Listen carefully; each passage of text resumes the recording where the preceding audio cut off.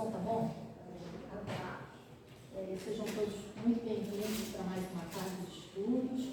Hoje é uma tarde muito especial, que a gente está recebendo o nosso querido André, meu amigo de longas datas, né, André? Estamos recebendo o André para nos brindar com o seu estudo, né? E estamos recebendo também o pessoal da caravana, que veio para assistir, para participar do evento Orlando Morano, que vai acontecer amanhã. Então sejam todos muito bem-vindos, tá? A casa agradece, abraça vocês com muito carinho, tá bom? Então agora a gente vai fazer a leitura de uma página do livro Sempre Melhor, em seguida faremos a prece e passaremos a palavra para o André, tá bom? Então vamos lá, é a lição número 20. A busca da perfeição se confunde com a busca da própria felicidade. Quanto mais virtudes a pessoa adquirir, mais próxima da felicidade ela estará. Distanciar-se do sofrimento implica burilamento de si mesmo. O diamante é uma pedra preciosa que precisou ser lapidada. Nós também somos pedras preciosas criadas por Deus e também precisamos lapidar nossos conhecimentos e sentimentos. Daí, porque Jesus pede que busquemos a perfeição, que é o processo de lapidação do ser divino que habita em nós, eliminando as sujeiras do orgulho, removendo os cascalhos do egoísmo e limpando os detritos da mágoa, da inveja e da sensação de ser vítima do mundo. Quanto mais lapidados, mais nos aproximaremos da nossa essência, que é a luz da emanação de Deus. Este é o caminho da felicidade. Aprimoramento íntimo, descoberta das riquezas interiores e expansão da nossa luz interior. A gente já está nesse caminho, né? Só por estarmos aqui no sábado à tarde, já estamos no caminho, né? Então vamos elevar nossos pensamentos, vamos nos conectar aos amigos da espiritualidade superior e vamos orar. Primeiramente agradecendo a Deus pela escolha de estarmos aqui numa tarde de sábado. Então, que possamos, com essa nossa vontade de aprimoramento, de burilamento, que possamos absorver todos os ensinamentos, todo o fruto do estudo que o nosso irmão André nos trará nessa tarde. Te pedimos, Senhor, que ampare o André durante todo esse período em que ele aqui estará conosco, que ampare essa casa, que ampare a todas as atividades que acontecem simultaneamente a essa reunião, que magnetize as nossas águas, que ampare a cada um dos aqui presentes e que daqui, nesse momento de vibração, de oração, que possamos enviar os nossos melhores sentimentos de carinho, de afeto, de cura, de alegria, para onde quer que haja tristezas, doenças, enfermidades. E pedimos também aos irmãos que acompanham a caravana de Bezerra de Menezes que possam envolver a todos esses períodos que sofrem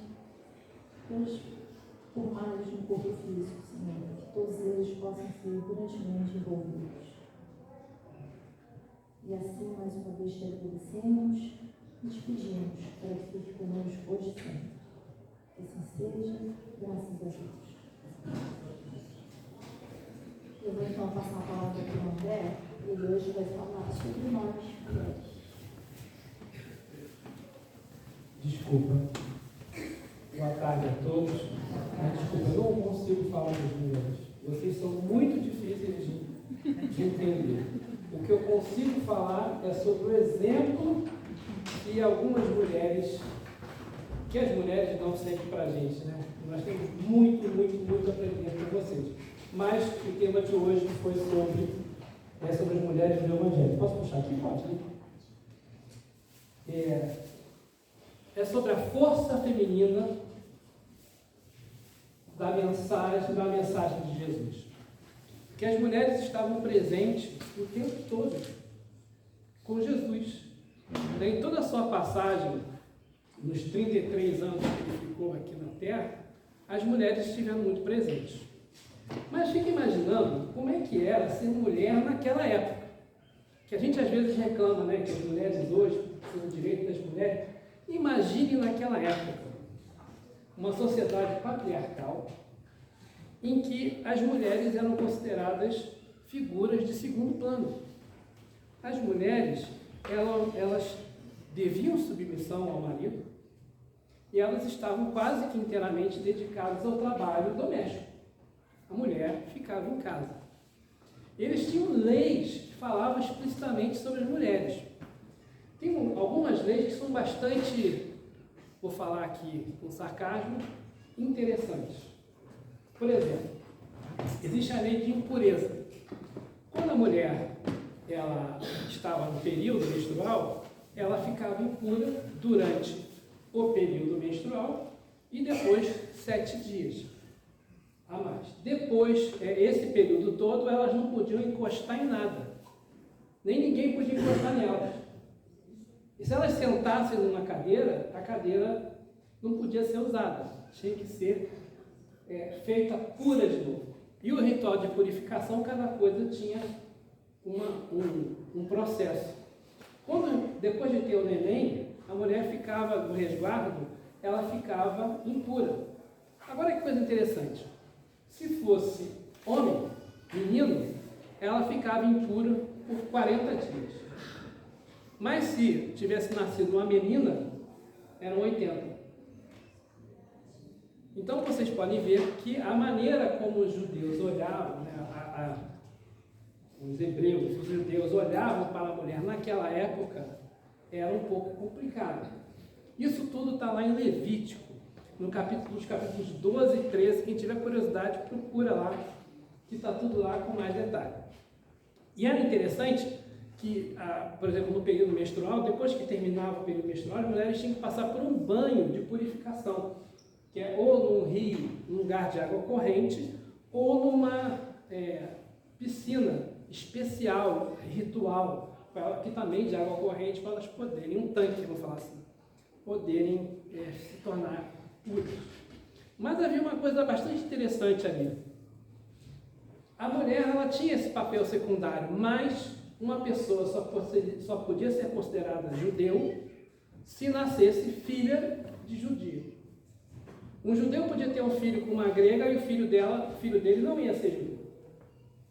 Né? Para ele ser considerado judeu, ele teria que nascer de mãe judia. Então, a mulher, ela tinha esse papel ali dentro. Né? Essa era o que acontecia na sociedade judaica na época de Jesus. Uma coisa interessante, né? Quando a gente começa a ler a Bíblia, né, a gente vai lá em Mateus. Mateus é o primeiro livro do Novo Testamento. E lá em Mateus tem como é que chama? A genealogia de Jesus, né? Essa genealogia de Jesus começa lá em Abraão, passa por Davi e depois chega até José.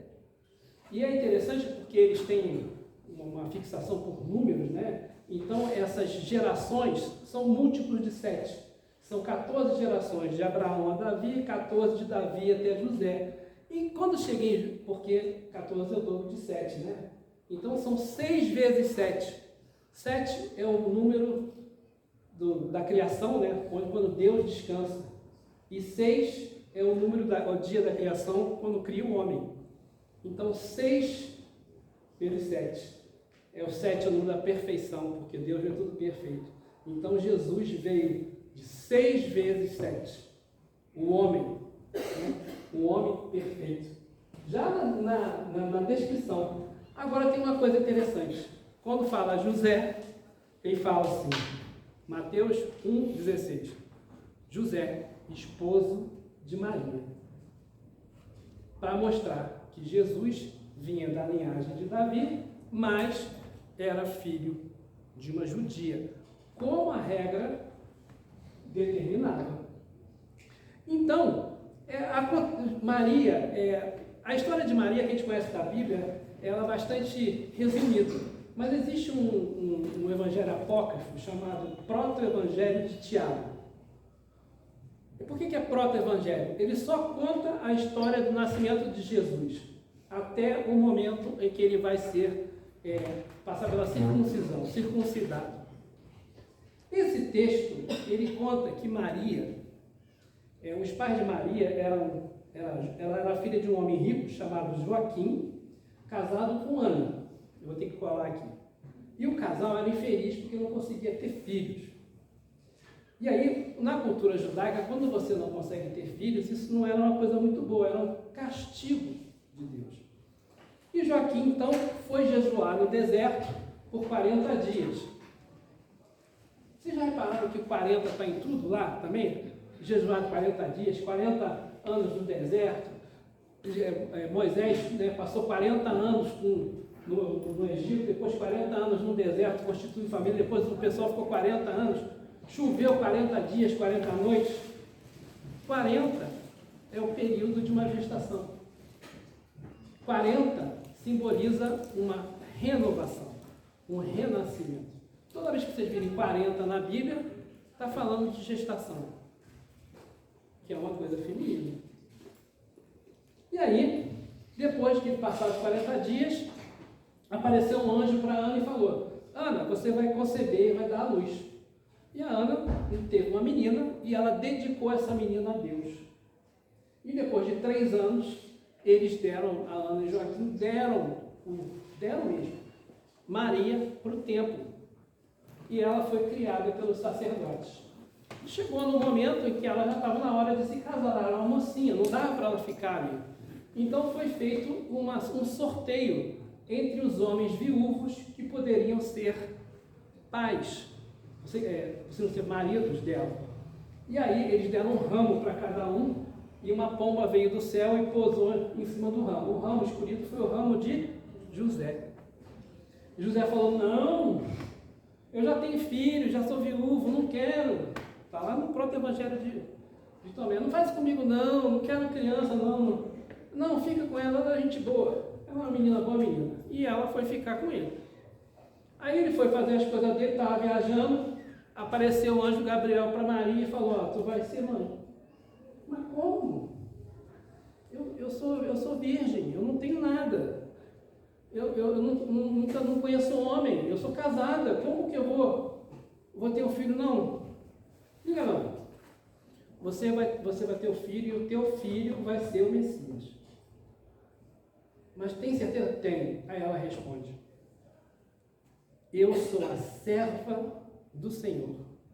Faça-se em mim segundo a tua vontade. Maria aceita, sem discutir. Né? E aí o José, né, não sabia disso. Quando ele volta, chega e encontra ela grávida e fica: nossa senhora, os caras lá no templo vão me matar. O que eu fiz com essa menina que eu prometi não fazer nada? E aí, né, ele vai dormir, aí um anjo aparece em sonho para ele e fala com ele: não, o filho dela é o Messias. E ele vai se chamar Jesus. Então, o José acorda, dá ok para ela e fica de protetor para ela. E a história agora você já sabe, né? Eles têm lá aquele censo, eles vão para Belém. Jesus nasce numa manjedoura, apesar de que aqui no proto-evangelho diz que nasce numa caverna, mas é muito parecido. E aí, depois que eles nasceram, que Jesus nasceu, eles vão, no 8º dia, conforme mandava a regra judaica, circuncidar Jesus. Quando eles chegam no templo, tem lá o Simeão, né? Simeão era um sacerdote médium. Na hora que ele olha para Jesus, fala: é o Messias chegou. E a Ana, que era uma profetisa, reconhece também o mestre, o Cristo chegando. Só que Simeão, mediunizado, com certeza fala assim: uma espada vai transpassar a tua alma. E a Maria: tudo bem, eu aceito. E a Maria passa por vamos falar assim, pelo pão que o diabo amassou, né, coitada? O que a Maria sofreu? Ela esteve com Jesus, né, aos 12 anos, quando ele deu aquele perdido, foi encontrado no templo. Esteve com Jesus na época, no primeiro milagre de Jesus nas bodas de Caná. Ela que fala para ele, vai lá, meu filho, transforma a água em vinho. Né? Esteve com Jesus durante pedaços da sua vida, esteve com Jesus na hora da sua crucificação, e esteve com Jesus, na hora da crucificação, ela ainda recebe de Jesus a incumbência de ser mãe de outro, de João, né? Que vai ficar com ela até o fim da vida dela. E ela depois ainda encontra Jesus, né? Depois que ele ressuscita, né? Aparece em corpo fluídico para ela e para outras duas Marias, as três Marias. Então Maria simboliza nesse universo todo o poder da mãe, mas o principal que eu achei para ela, o arquétipo, se eu posso falar assim, não sou psicólogo, ela é o arquétipo da aceitação. Ela se submeteu à vontade divina e aceitou, sem discutir. Então, Maria de Nazaré não prega, ela não discursa, a única missão dela era ser mãe de Jesus, que era uma senhora missão, e ela cumpre isso muito bem. Só uma curiosidade, vocês sabiam que no Alcorão tem uma surata são o nome dos capítulos, dedicada a Maria, surata de número 19, e fala de Maria como um espírito, usa esse termo, espírito de superior escola superior. Fala que ela foi mãe de um grande profeta, de um homem santo, escolhida para ser mãe de um homem santo. No Alcorão. Bom, vou falar de outras duas mulheres, Marta e Maria. Essas duas, vocês vão lembrar disso, elas são irmãs de Lázaro. Lázaro, aquele que morreu e foi ressuscitado por Jesus. Então, Jesus estava em Betânia, Maria e Marta de Betânia. Jesus estava em Betânia, porque eles, pelo que parece, por essa intimidade deles, né, eles mostrava que eles eram íntimos, né? Lázaro era amigo de Jesus e frequentava a casa deles. Na Bíblia conta que Jesus estava na casa de Marta e Maria, e enquanto ele estava lá, Marta estava preparando, arrumando tudo. Marta tarefada, ia para lá, ia para cá. Imagina Jesus chegar ali, vai arrumar mesa, vai arrumar, vai deixar tudo bonitinho, comida, não sei o quê, e ela correndo para lá e para cá, e Maria sentada, olhando para Jesus. E aí Marta olha para Jesus e fala assim, pô Jesus, essa mulher aí, irmão, não está fazendo nada, eu aqui me esfalfando, e você não... Manda ela fazer alguma coisa, manda ela se virar aí, vamos se mexer, pô. É bom ficar sentado aí, vai fazer alguma coisa. Então, Jesus fala isso, né? Essa situação é bastante interessante. E aí Jesus fala para Maria, para Marta, olha, você se preocupa com muitas coisas. Acho que está até aqui o tempo. Tu te inquietas e se agita com muitas coisas. No entanto, pouca coisa é necessária. Na verdade, eu te digo que Maria escolheu a melhor parte. Marta, ela estava ali mostrando o serviço externo. Ela representava uma ansiedade, ela estava ansiosa, ela queria fazer tudo. E Maria, ela estava representando ali a escuta interna. Mais tarde no Evangelho, quando Lázaro está doente, essa passagem também é bastante interessante. Quando a gente lê assim, e do jeito que eu vou contar, vocês vão achar divertidíssimo. Imagina só. Chegam para Jesus, Jesus, Lázaro está doente, está morrendo. Tá bom. Eu vou lá. Mas Jesus, Lázaro está morrendo, não, tá bom. 2 dias depois, Jesus está no meio do caminho, aparece, Marta, sabendo que Jesus está indo para lá, fala, Jesus, Lázaro morreu. Lázaro morreu. Aí Marta fala assim, Senhor, se tu estivesses aqui, ele não teria morrido. se tu estivesse aqui, meu irmão não teria morrido. Fala assim para ele. E Jesus fala, tá bom, você devia acreditar na ressurreição. Ah, eu sei que tem ressurreição no fim dos tempos. Ele não está falando, eu não estou falando disso. Eu sou a ressurreição. Jesus fala para ela. E ela vai embora. Aí ela chega para Maria, escondidinho, baixinho. Está escrito assim, fala baixinho, Maria. Maria, Jesus quer falar contigo.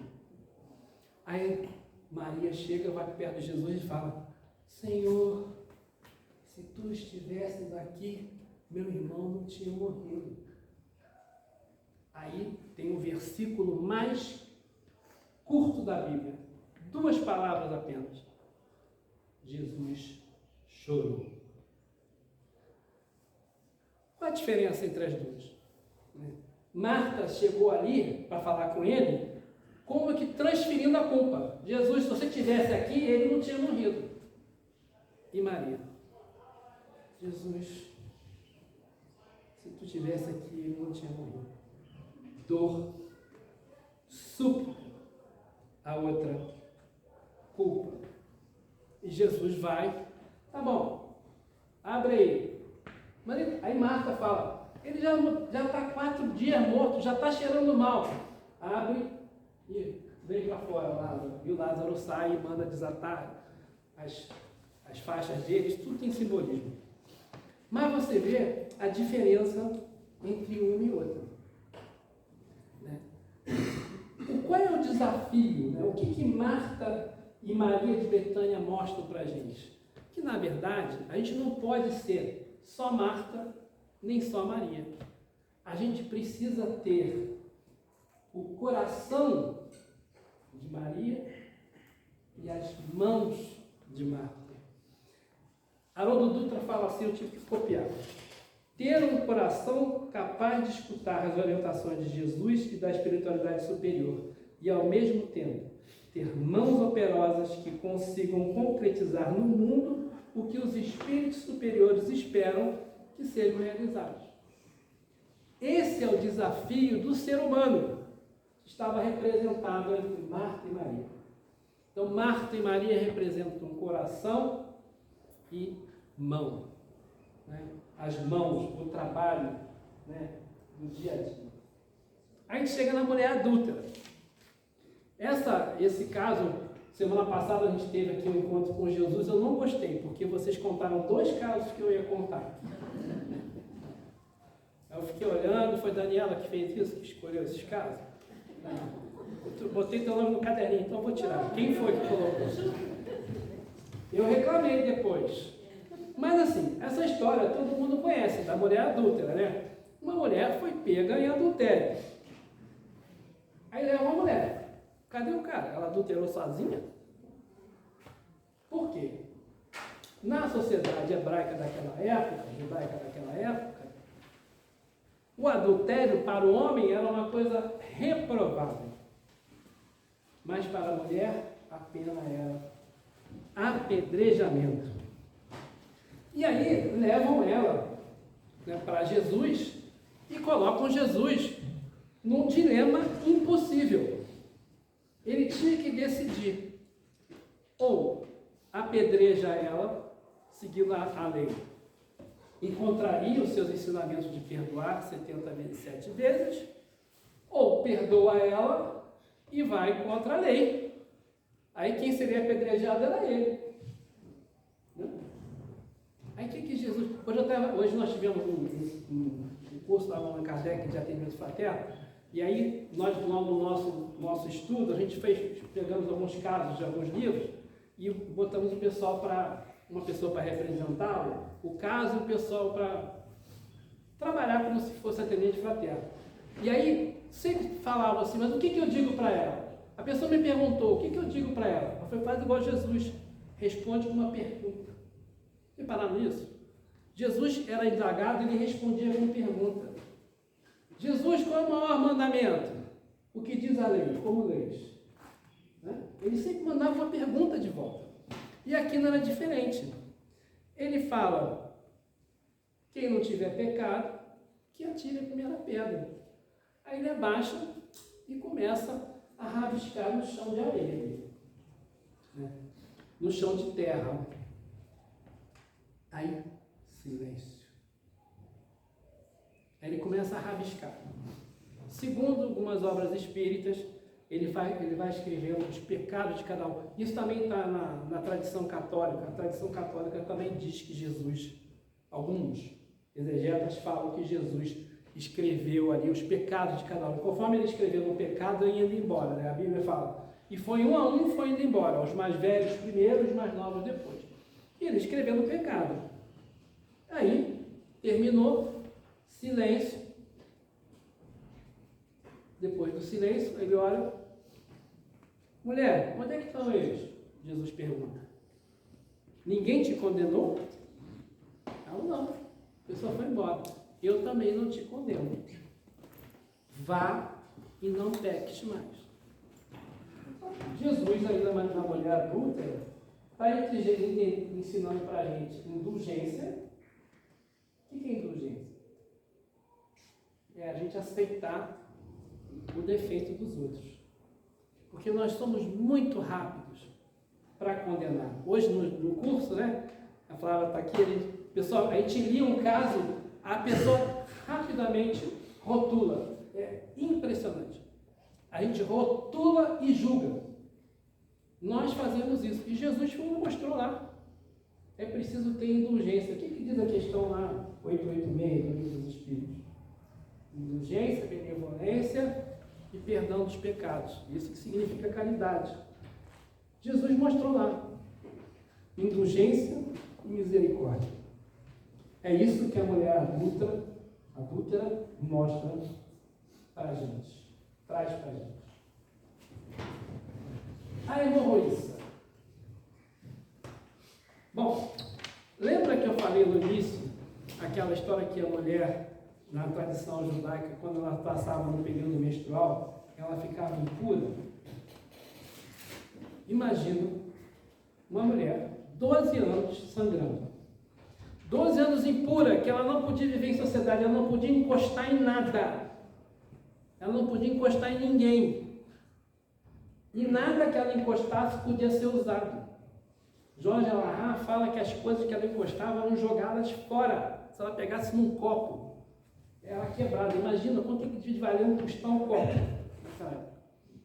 Eu acho engraçado, meu filho que fala assim, pai, eu vejo esses filmes, o pessoal pega a corda e mete a faca na corda e pica a corda. Gente, a corda era uma coisa valiosíssima. Como é que você conseguia fazer corda sem um processo industrial?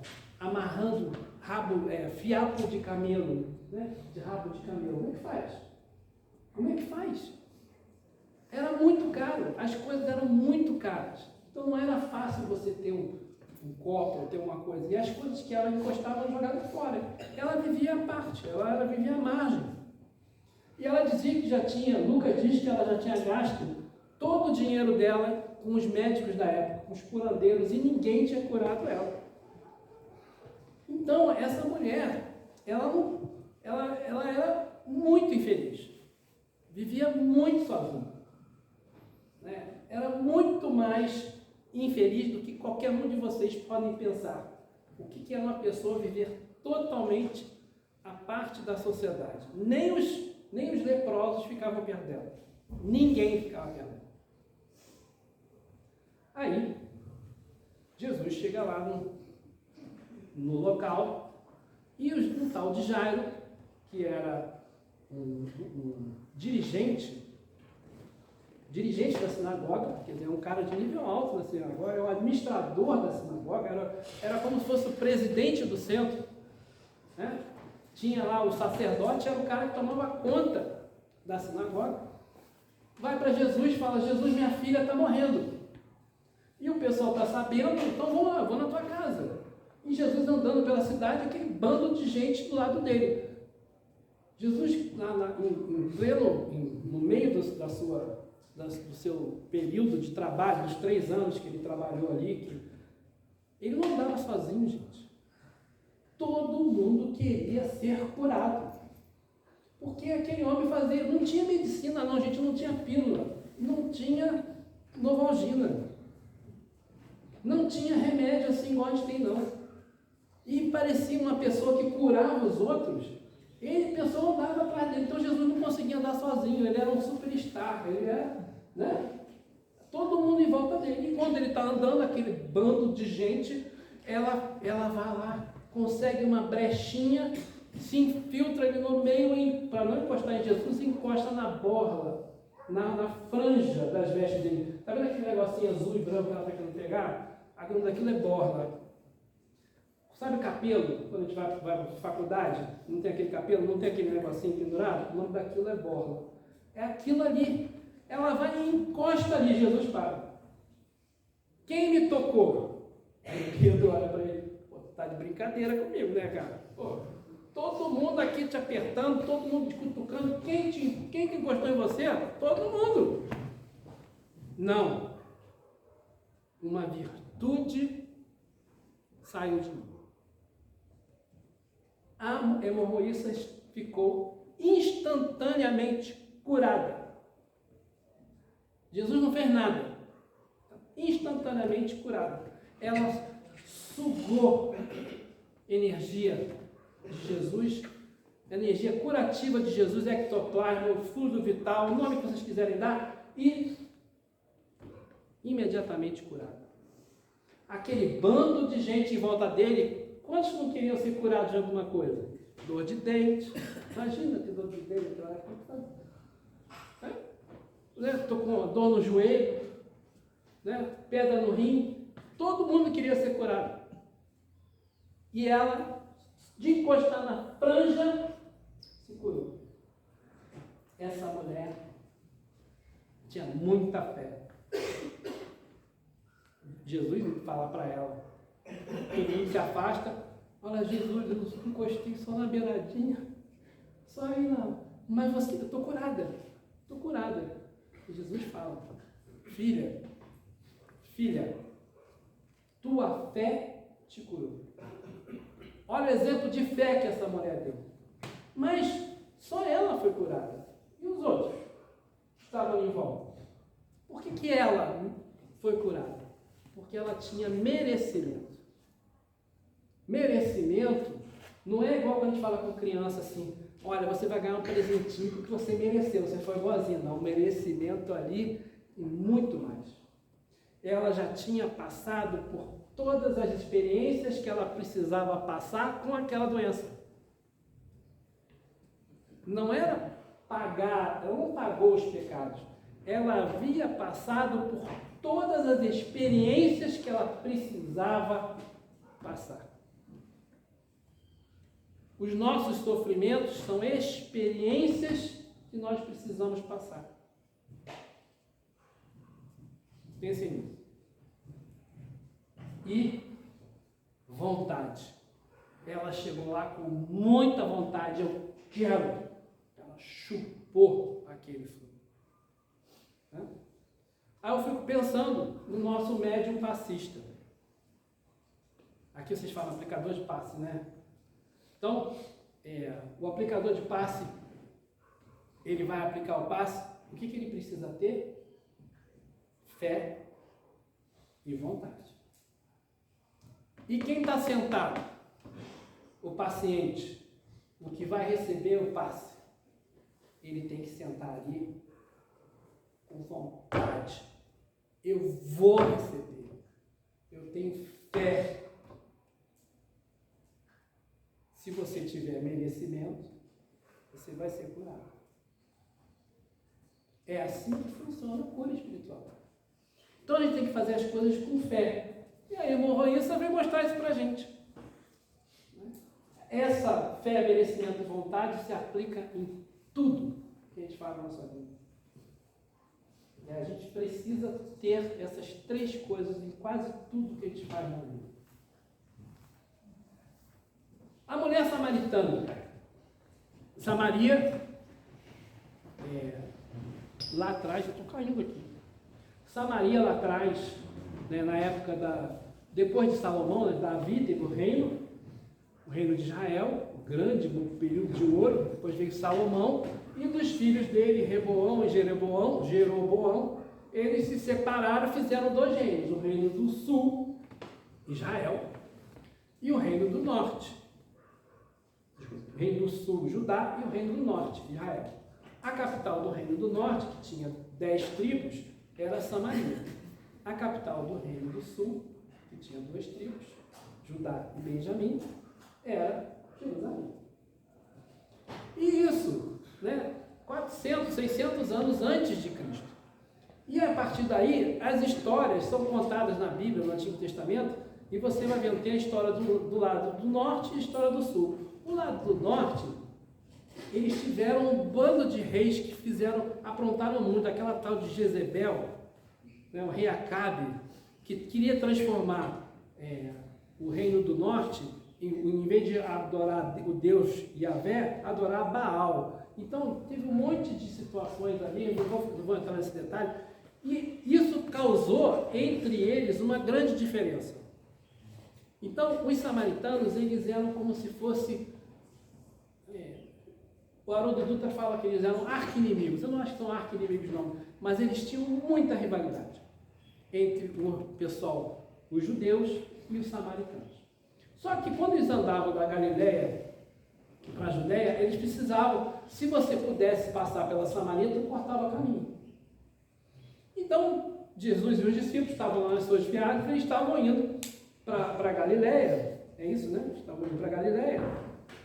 E aí passaram pelo Poço de Jacó. Esse Poço de Jacó está lá na Gênesis, que Jacó vai lá, cava um poço num lugar alto, e acha água. Todo mundo até louco, cavar um poço e acha água, e esse poço estava lá até hoje. Até hoje não, até a época de Jesus. E aí, quando eles estão passando, Jesus fala, não, estou cansado, vou ficar aqui no poço. E os discípulos vão na cidade que se chama Sicar para comprar alimentos. Olha só, Jesus sozinho. Isso não é uma coisa normal. Já tínhamos visto que Jesus não andava na galera. Jesus fica sozinho. E aí, na hora sexta, que era o meio-dia, vem uma mulher pegar água. Uma mulher samaritana. Por que a mulher vai pegar água? Se vocês virem aquele The Chosen, né? Eu adoro esse seriado. Ela aparece com aquela madeira nas costas, com 2 ânforas, sozinha. A mulher que carregava água. Era serviço de mulher aquilo. Só que ela vai sozinha por quê? As mulheres da época, elas andavam juntas e elas iam de manhã. Mas como ela era uma mulher divorciada e casada de novo, ela não andava com as outras, porque ela era mal vista. Era divorciada, lembra? Desquitada. Antigamente tinha isso, os mais velhos vão rir. Fulana é desquitada. E aí, ela era desquitada. E ela não podia andar com as outras. Então as outras iam de manhã cedo, quando era mais frio, e ela foi na hora do almoço. E Jesus ela sentada. Aí ela chega, Jesus fala assim, me dá água. Tu, judeu, falando comigo? Tem coragem? Eu falei, não, se tu soubesse quem eu sou, tu me dava água. Aí ela fala assim, pô, tu não tem nem ânfora, não tem nem corda, o poço é fundo. E aí começa uma conversa que é meio de bêbado, com todo respeito. Jesus falando de coisas do Espírito e ela falando de matéria. Não, aquela água da vida. Não, mas você não tem corda, não tem ânfora para pegar água. Então eu te dou água. E começa um papo. Que Jesus falando do mundo espiritual e ela falando da terra. Vocês já ouviram isso em algum lugar? Que a gente às vezes fala, né? Eu estou falando, a pessoa está dizendo coisas lindas, maravilhosas, e a pessoa está escutando a letra, a pessoa fica, né, presa à terra. Era esse o papo. Aí chega um momento que Jesus fala para ela, mas eu sou o Messias, né? Se você fosse o Messias, se você fosse um profeta, você saberia muitas coisas. Eu falo, não, eu sei que você não é. Vai e chama teu marido. Ela fala, não tem marido. Ele falou, eu sei que você não tem marido. Você teve 5 maridos. E agora você está sem marido. Por isso que você veio aqui essa hora. Ela olha assim, ué, então tu é profeta, como é que você vai saber essas coisas? Né? E aí, só uma ressalva, esses 5 maridos são uma referência aos 5 tipos diferentes deuses que os samaritanos adoraram no passado. Isso era muito conhecido na época, por isso que ele fala assim. E aí ela olha e fala assim, não, você é o Messias. Ele fala, na verdade, eu sou o Cristo. Eu sou o Messias e estou aqui na terra para cumprir a Escritura. Cara, ela larga tudo, sai correndo, os discípulos estão chegando, ela, o Messias chegou, e ela desce e vai lá para Sicar, e ela se torna, na Samaria, a mensageira da notícia da Boa Nova. A samaritana se torna a mensageira. Mensageira da boa notícia. Bom, quantas mulheres já falei? Nem sei. Falar de mais uma. Joana de Cusa. Eu, como eu falei que sou fã do The Chosen, peguei a foto da atriz. Dois, ela está aqui, dois, eu também. Quem não viu, assista. É muito bom. Eu só tenho um problema, porque eu olho o filme e aquilo que está no filme geralmente se transforma em verdade. E tem muita coisa que não está bem exatamente como está na Bíblia. Então, eu fico meio doido ali às vezes, mas é ótimo, é muito bom. Não, vocês sabem, por exemplo, vou fazer uma pergunta para vocês. Moisés, todo mundo sabe das 10 mandamentos, né? Quantas vezes Moisés subiu no Monte Sinai para receber os 10 mandamentos? Duas? Todo mundo viu o filme do Charlton Heston. Ninguém leu a Bíblia. São 3. Ele sobe uma vez, recebe os mandamentos de forma verbal, desce, passa para todo mundo, depois ele sobe, fica 40 dias, vamos 40 dias, quando desce, vê o bezerro de ouro, aí quebra, depois ele sobe de novo, aí Deus fala, quebrou, deu pirracinha, ficou com raivinha, faz de novo você agora. Foi assim, Deus falou assim, se bem que não era Deus, né? Que falava, né? Quem é que falava? Quem é que falava com Moisés? Quem era Yahvé? No princípio era o Verbo, e o Verbo se fez carne. João capítulo 1, versículo 1. Fica a dica. Aí, né, voltando aqui a nossa vaca fria, Joana de Cusa. Por que é de Cusa? Cusa é o nome do marido dela. O marido dela era procurador, administrador de Herodes Antipas, tetrarca da Galileia. Foi o cara que mandou João Batista, que entregou, né? É esse cara aí. Então, esse Cusa é um cara de dinheiro, era um cara poderoso. Ele tinha posses. E aí, a Joana pertencia a outra sociedade. Mas ela é curada por Jesus, e a gente não tem notícia direito do que foi. Isso está nos livros da Amélia Rodrigues e do Humberto de Campos. Boa Nova e Primícias do Reino, que tem para vender aqui o Pandinha, né? Então, ela tinha sido curada e ela começou a acompanhar os discípulos e ela viu que eles precisavam de dinheiro, porque eles não tinham nada, eles não tinham pouso, eles eram nômades. E ela começou, então, a dar as coisas delas para os discípulos. Isso no The Chosen mostra muito bem, né? Ela chega com um baúzinho, né? Um baúzinho de tesouro, eu falo assim, né? Entrega o pessoal. Então, ela trabalhou muito tempo ali, ajudando os discípulos. E é até interessante que eu não sei em quantos 2 livros, na minha cabeça já está meio doida, foi no Boa Nova. Depois da crucificação, Boa Nova diz que ela continuou casada. Ela teve um filho com Cusa. Só que antes da crucificação, ela conversa com Jesus, fala, Jesus, eu não aguento esse cara não dá. Eu falo de luz, ele quer falar de terra. É o mesmo papo doido lá, né? Da mulher samaritana. Jesus fala com ela, não, a tua missão é outra.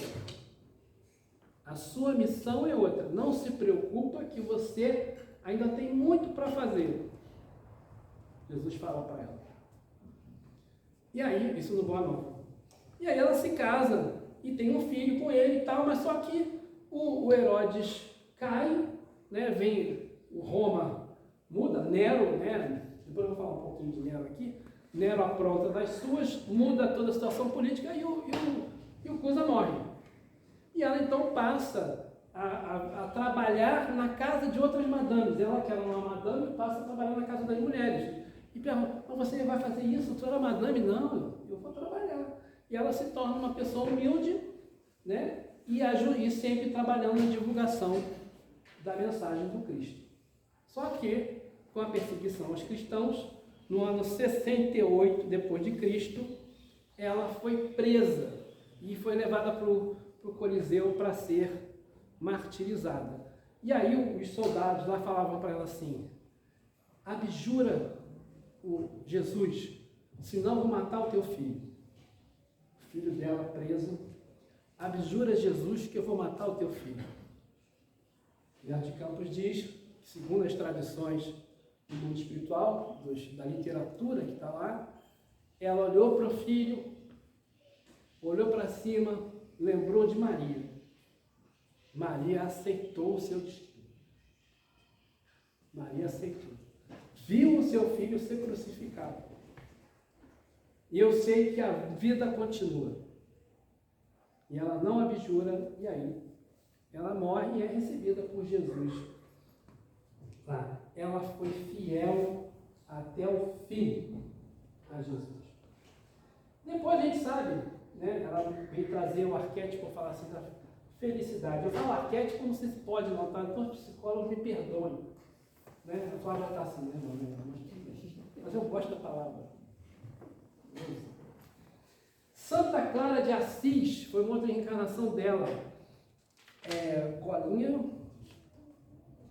Foi entre 1994 e 1253. Ela foi seguidora de Francisco de Assis. Ela foi uma freira e ela fundou a Ordem das Clarices. Depois disso, ela reencarnou como Sor Juana Inés de la Cruz. E lá no México, ela foi uma poetisa no ano entre 1651 e 1625. Depois disso, ela teve uma reencarnação na Bahia como a Madre Joana Angélica de Jesus, entre o ano 1761 e ela morreu em 1822. Ela era madre superiora de um convento e em 1822, na época da independência do Brasil, os portugueses, os soldados portugueses estavam perseguindo os brasileiros. Eles se refugiaram no convento e ela ficou na porta do convento, impedindo, né, a passagem dos soldados, dando tempo para que o pessoal pudesse fugir, e ela morre com um golpe de baioneta. Recentemente, ela escreveu uns 2 ou 3 livros pela mediunidade de Valdo Pereira Franco, com o nome Joana de Ângeles. Um espírito que veio lá de Joana de Cusa, Juana Inês, Santa Clara de Assis, fiel ao Cristo.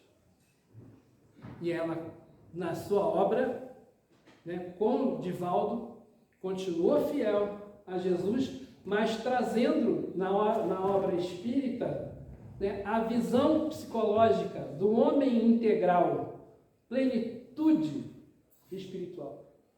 Mostrar para a gente que nós somos muito mais do que apenas carne. Que nós precisamos trabalhar o conhece-te a ti mesmo. Joana de Ângeles.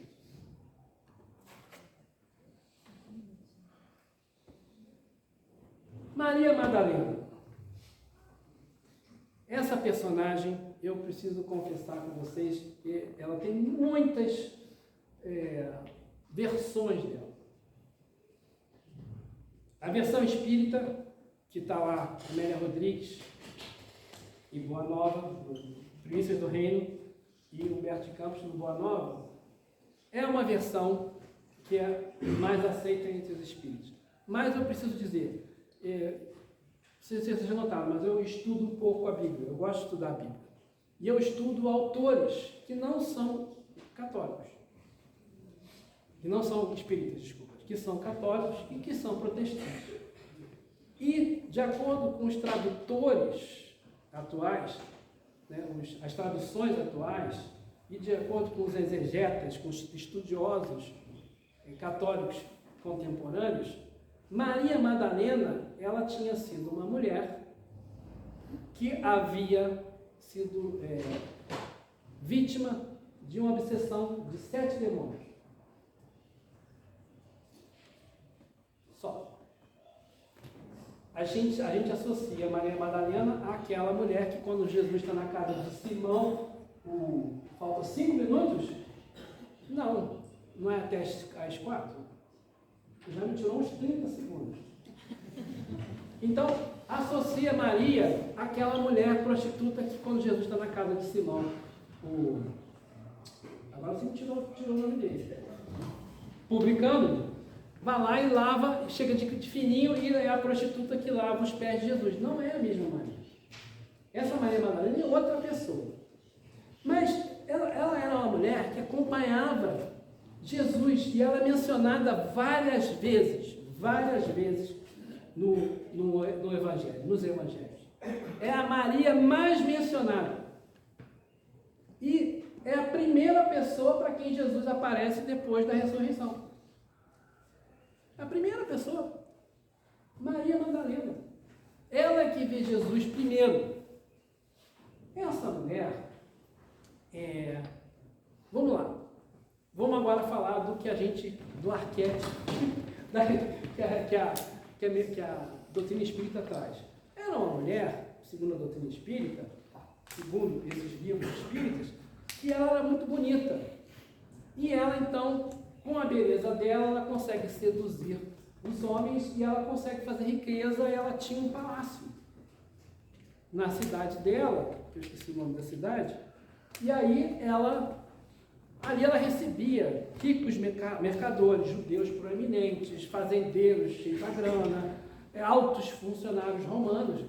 E aí ela foi fazer um dinheiro e ficou muito rica. Mas ela nunca foi feliz. E ela vivia meio deprimida. Vivia deprimida. Ela tinha acessos de depressão. Em um certo momento, uma serva dela sabe que ouve falar que Jesus está chegando na cidade dela, está em Cafarnaum, na verdade, e ela então vai para Cafarnaum meio que escondido conversar com ele. E aí ela conversa com Jesus, fala: Jesus, eu sei que você cura um monte de gente, mas você cura só os males do corpo ou você cura os males da alma? Você cura as dores da alma também? Aí Jesus fala: cure, fica comigo. Aí ela fala: vou mudar de vida, e aí ela muda de vida e passa. Isso é o que está lá na história. É uma história muito bonita, é uma história de redenção. Mas Maria Madalena foi um espírito muito importante, um personagem muito importante na passagem de Jesus na Terra. Depois disso, segundo a Boa Nova, ela trabalhou com os leprosos. Ela foi trabalhar com os leprosos. Segundo The Chosen, que segue a minha vertente católica e protestante mais moderna, ela ficou com Maria e com João e com Lucas e com Mateus até o final. Que é essa a visão dos católicos e a visão dos protestantes. Mas, realmente, uma história de uma pessoa que tem uma redenção como essa, que é descrita aqui, é uma simbologia muito forte, A gente tem, então, Maria trazendo a redenção. Então, Maria Madalena nos mostra como as mulheres do Evangelho, são 8, as que eu trouxe. Eu ia trazer 7, mas como eu não quero que o tal do 7 seja diferente, botei 8. Redenção, a fidelidade de Joana. Isso que as mulheres estão trazendo para a gente. A ideia da mensagem, de você se tornar um mensageiro da doutrina do Cristo. A mulher samaritana. Fé, merecimento e vontade, que a hemorroísta mostrou para a gente que a gente precisa ter em tudo que a gente faz. A indulgência e a misericórdia que Jesus exemplificou quando tratou da mulher adúltera. O agir com o coração e o mãos à obra, agir com o coração de Maria e o mãos à obra de Marta. Se a gente fizer tudo isso, se a gente for fiel, se a gente tiver indulgência, se a gente passar adiante a mensagem de Jesus, se a gente tiver misericórdia, se a gente tiver fé, merecimento e vontade, se a gente agir com o coração e tiver mãos à obra, a gente vai ter redenção. Mas, para isso, a gente precisa aceitar. Muito obrigado pela atenção de todos. Boa tarde.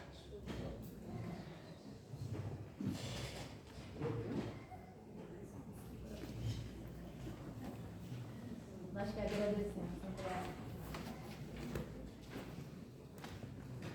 Nós que agradecemos, André, por esse estudo tão bonito que você trouxe para a gente. Muito obrigada.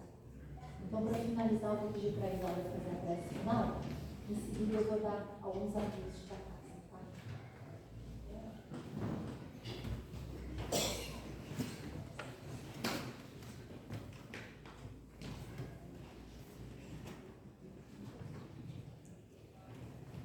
Primeiramente, eu quero agradecer muito ao André, que aceitou o nosso convite. O André da União Espírita Allan Kardec, lá em Cascatinha, é um trabalhador antigo lá.